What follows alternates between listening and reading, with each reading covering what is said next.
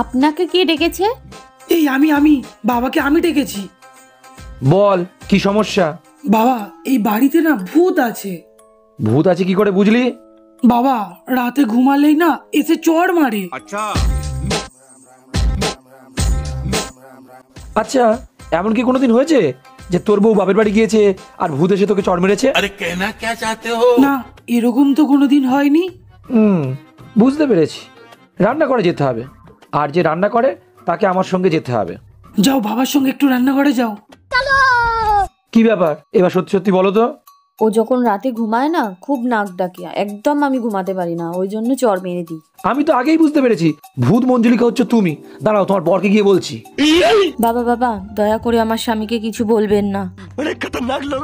কি করব বলুন, রাত্রিরে তো ঘুম না হলে সকালে উঠতে পারবো না। ওকে যদি এই কথাগুলো বলি ওর তো খুব খারাপ লাগবে, আবার অন্য ঘরে শুতে যদি যায় তাহলে সন্দেহ করবে। বুঝতে পেরেছি, মেয়ে লিগো, আমি ব্যাপারটা সামলে নিচ্ছি। বাবা, কি হলো?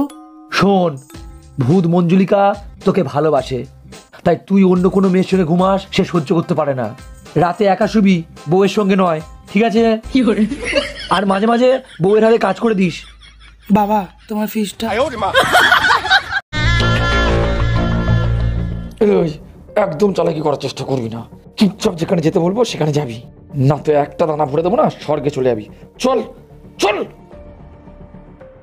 কি হচ্ছে এটা? দিনে দুপুরে এইসব? দাঁড়া, ম্যাডামকে বাঁচাতেই হবে। বাহ বৌদি বাহ, তোমার কাছ থেকে এরকমটা আমি আশা করিনি।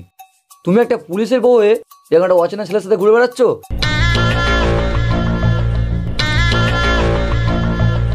বাড়ি চলো, তোমার আজকে হবে।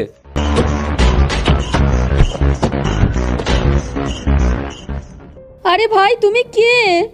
চুপ করো বৌদি, এমনি আমার প্যান্ট ভেজে যাচ্ছে ভয়তে।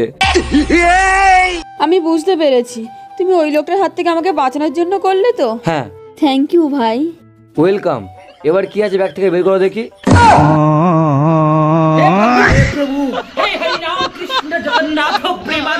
সাধু বাবা সাধু বাবা, সাধু বাবা সাধু বাবা, সাধু বাবা সাধু।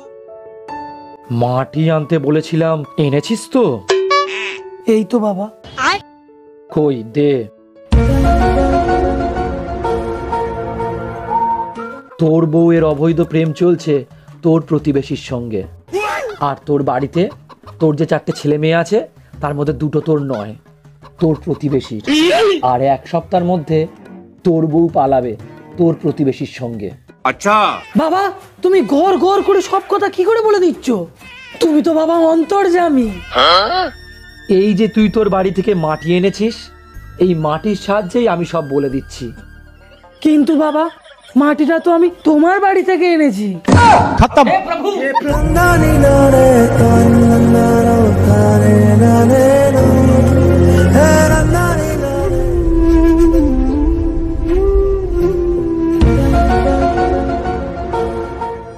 দাদা 10 টাকা দাও না গো।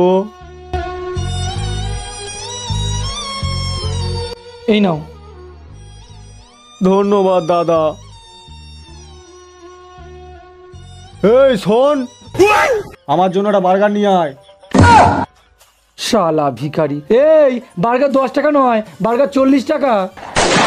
30 টাকা দাও না দাদা, বার্গার খাবো দাদা। দাও না দাদা, 30 টাকা দাও না, 30 টাকা দাও না।